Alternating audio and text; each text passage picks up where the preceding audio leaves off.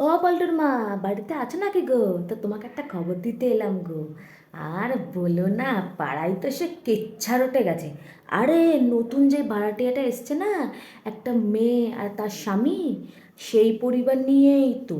ওই মেয়েটা নাকি রাত্রেবেলা বাড়িতে নাকি ছেলে ঢোকায়। তা বুঝতে পেরেছো যে নতুন ভাড়াটিয়ার জন্য পাড়ার লোকের মান সম্মানটা কোথায় যায়? আমরা পাড়ায় এতগুলো মহিলা আছি, আমাদের নামে কেউ দুটো নিন্দে কথা বলতে পারবে? তুই বাপু ইয়ং মেয়ে মানুষ, বিয়ে করে এসছিস, স্বামী সংসার নিয়ে সুখে থাকবি, তাই না? তুই বাড়িতে ছেলে ঢোকাবি? আরে হ্যাঁ গো, সেই নিয়েই তো পাড়ার মোড়ে ওই বেটা ছেলেগুলো ছিছি করছে। আর বলো না। তো করবে না, বেটা ছেলেদের আর কি দোষ? তুমি যদি তাকে দেখাও সে তো দেখবেই। হ্যাঁ, সে তো আমি আর জানি না গো, আমি কখনো খোঁজও নিতে চাইনি। ওই সমস্ত নচ্ছার বেটি মানুষের সঙ্গে কখনো সম্পর্ক করবো ভেবেছো?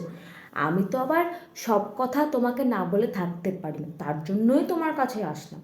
আর তাছাড়া তুমি তো জানো যে আমার পেটে আবার কথা থাকে না, আমার সব কথা তোমার কাছে এসে বলতে হয়। তা বলে আবার এটা ভেবো না যে আমি তোমার কথা অন্য কারোর কাছে গিয়ে লাগাই। আমি বাপু অত খারাপ না, আমি খুব ভালো মানসিকতার মেয়ে মানুষ। ছাড়ো, তোমাকে যেটা বলছিলাম আর কি। তা শুনলাম তুমিও নাকি ওই মেয়ের সাথে গল্প করতে গেছিলে। আমাকে তো পুটির মা বললো, আমি নিজে থেকে বলছি না কিন্তু। পুটির মা নাকি তোমাকে ওই মেয়ের বাড়িতে ঢুকতে দেখেছে। তা কী করতে গেছিলে গো সমস্ত মেয়ে মানুষের বাড়িতে? ছি, ছি ছি ছি ছি ছি। কোনো রকম কোনো লাজ লজ্জা বাজ বিচার তোমাদের মধ্যে নেই। হুম। পাড়ায় কি তোমার গল্প করার লোকের অভাব পড়েছে গো, যে তুমি ওইরকম একটা মেয়ে মানুষের সঙ্গে কথা বলতে যাচ্ছ? ছি। ও মা, তুমি কখনো ওই মেয়ের বাড়িতে যাওনি? তা পুলটির মা যে বললো তুমি নাকি কি বলে রাতের বেলা গিয়ে ওই মহিলার সঙ্গে গল্প করো। তা যাওনি? সত্যি কথা বলছো? ও আচ্ছা। তাহলে ভাবো পুটির মা কি খারাপ কি কুটনি তোমার নামে আমার কাছে এসে লাগাচ্ছে। আমিও বাপে প্রথমে বিশ্বাস করিনি, তারপর ভাবলাম না, পাড়ায় নতুন এসছে, যেতেই তো পারো। আর পুলটির মার কথাও বলো না, ওনার কেচ্ছাও তো কম না। উনি যে আমার কাছে এসে তোমার নামে বলছে, উনি তো জানে যে আমি আর তুমি খুব ভালো বান্ধবী, আমরা তো বেস্ট ফ্রেন্ড। তার জন্যই হয়তো ওনার হিংসা হয়, তার জন্যই হয়তো উনি আমার কাছে এসে লাগিয়েছে। ঠিক আছে বাপু, আমি নয় তোমার কথায় বিশ্বাস করি, তবে হ্যাঁ, ওই বাড়িতে কিন্তু যাবা না।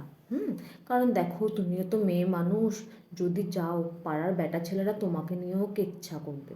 আর তাছাড়া পুলটির মা অত বেশি সুবিধার মানুষও না, সে তুমি যাই বলো গো। কি? ও, বাড়িতে ডেলিভারির ব্যবস্থা, মানে খাবার ডেলিভারি করে? আচ্ছা। তা তুমি কি করে জানলে যে ওই মেয়ে ডেলিভারি করে খাবার? ও বাবা, তুমি এত খবর রাখো পাড়ার মধ্যে থেকে। তা ভালো, ভালো। আমরাই কোনো কিছু জানি না। হুম। এই আজকে বুঝতে পারলাম যে পাড়ার অর্ধেক খবরই আমার কাছে থাকে না। তা ভালো, পাড়ার সব খবর রাখা ভালো। তা কি বলছি, কি রান্না করছো? ডিমের ঝোল আর মাছ পাতায়? না গো, আমি আজকে মাংস রান্না করেছি। মাংস বসিয়ে দিয়ে তাই ভাবলাম তোমার সঙ্গে দুটো গল্প করে আসি। তাছাড়া তো আর গল্প করার কেউ নেই। ও পুটির মার বাড়িতে আমি যাই না গো খুব বেশি। হ্যাঁ যাই, ওই ধরো সকালে একবার, দুপুরবেলা রান্নাবান্না করে একবার, দুপুরবেলা খাওয়া দাওয়ার পরে একবার, আর সন্ধ্যা নাগাদ একবার। আর তারপর যদি তোমার কাকা চলে আসে, তাহলে আমি ওদের সঙ্গে বসে টিভি দেখি। তাছাড়া আমার আর ওদের বাড়িতে যাওয়া হয় না, এই কটাই সময়ই। আচ্ছা ঠিক আছে, আমি তাহলে যাই। আর শোনো, যেটা বলছি মন দিয়ে শোনো। তোমার স্বামীকে একটুখানি তককে তককে দেখো। আমি কিছু শুনলাম, আমি নাকি শুনেছি পাড়ার মোড়ে দাঁড়িয়ে তোমার স্বামীর সঙ্গে নাকি ওই মেয়ে গল্প করছিল। পুটির মায়ে বলেছে গো, আমি কিন্তু নিজে থেকে বানিয়ে বানিয়ে বলছি না। তাই বলছি একটু নজরে নজরে রেখো। তাছাড়া তোমার স্বামী তো খারাপ না, না? আর মেয়েদের তো জানোই, মেয়েরা যদি উস্কায় ছেলেরা তো যাবেই। তার জন্যই বলছি একটু সাবধানে থেকো, স্বামী সন্তানের খেয়াল রেখো, স্বামীরও একটু খেয়াল রেখো, একটু দেখো। ওই মেয়েরে কিন্তু এখানে আসতে দিও না, তোমার স্বামীকেও কিন্তু ওদিকে যেতে দিও না। আমি ভাই আমার স্বামীকে একদম পুরো আঁচলে বেঁধে রেখেছি, একদম এদিক ওদিক নড়তে পারবে না, আমি যা বলবো তাই শুনবে। তুমিও তাই করো, স্বামীকে একদম আঁচলে বেঁধে রাখো। ঠিক আছে, আমি তাহলে আসি আজকে, তুমি রান্না করো, আমি তাহলে যাই।